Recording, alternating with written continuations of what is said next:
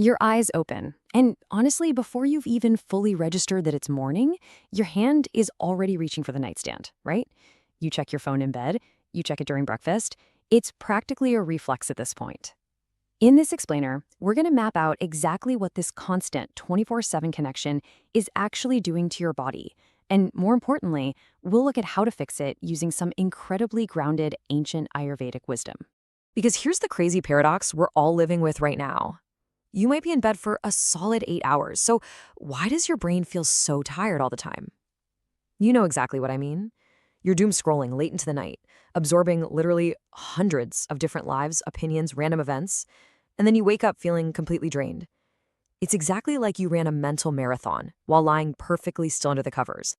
Section 1, the nervous system imbalance. We really like to guilt trip ourselves, don't we?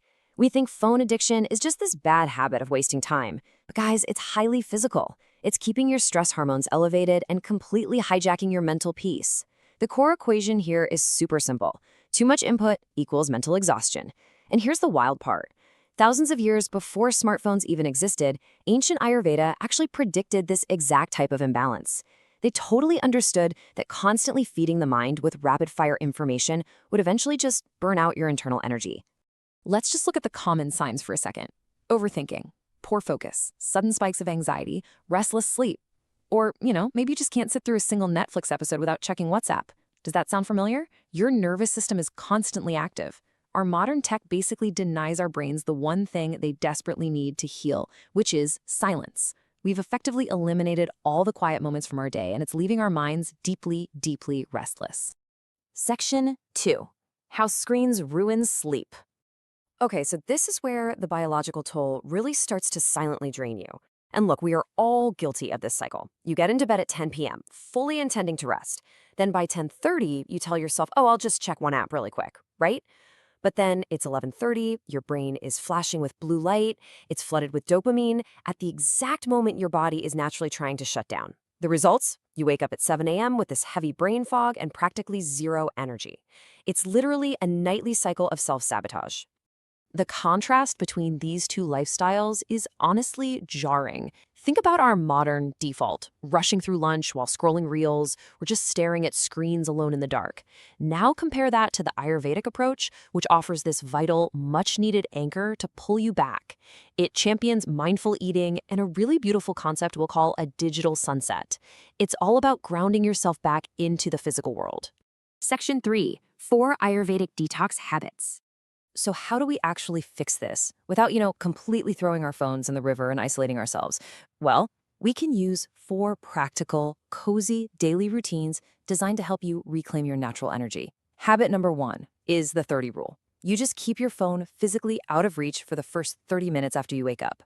Instead of instantly flooding your brain with work emails and notifications, give yourself a calm start.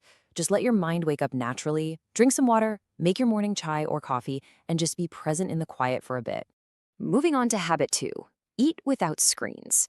Now, Ayurveda places a massive emphasis on how we eat, not just what we eat. Think about it. When you're scrolling through short videos during lunch, your attention is completely diverted away from your body. You're disconnecting from the actual act of nourishment. And that actually hinders digestion and leaves you feeling super sluggish afterwards. So try putting the device away. Focus simply on the taste and the texture of your food. Habit 3 is to create a digital sunset. I absolutely love this concept. Just as the sun naturally lowers and the world gets darker outside, your screen time should gently fade out too. Deliberately reduce your screen exposure about 30 to 60 minutes before sleep. Swap out that harsh artificial light for some warm, dim lamps. Maybe read a physical book. You want to clearly signal to your nervous system that, hey, the day is officially done. Because at the end of the day, better sleep equals better recovery. Implementing this digital sunset is the absolute key to allowing your body to recover from all the accumulated stress of the day. Without that quiet buffer period, your mind just stays on high alert. When that happens, actual deep restorative rest becomes practically biologically impossible. And that brings us to our final habit. Replace doom scrolling.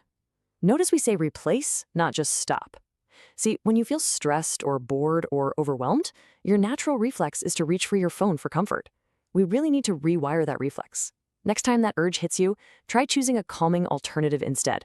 Take a brief walk, do a really quick stretch, practice some deep breathing, or honestly, just allow yourself to sit in the quiet. Section 4. Reclaiming your peace. It is so easy to blame yourself for a lack of willpower here, but the truth is, the root cause of our collective exhaustion isn't some personal failing on your part. The real problem is nonstop overstimulation. The human mind is incredibly resilient for sure, but it was simply never designed to consume hundreds of videos and conflicting opinions and pinging notifications every single day. We are essentially running ancient biological hardware in a hyperstimulated world, and it is completely overloading our circuits. So we really need to redefine our terms. A digital detox today isn't about, running away to the Himalayas or throwing your phone in the trash. It's about intention. It's about creating defined, sacred moments in your day where your mind can finally slow down. It's about taking back control of your attention and recognizing that sometimes profound peace begins with profound silence. I want to leave you with a thought to really reflect on today. What is your biggest phone addiction habit? Is it mindlessly flipping through endless reels? Is it that late-night scrolling that completely robs you of your morning energy? Or is it just reacting to notifications the literal second they chime? Recognizing your default behavior is the very first step toward protecting your peace. So try just one of these 4 Ayurvedic habits tomorrow morning and just watch how your energy transforms.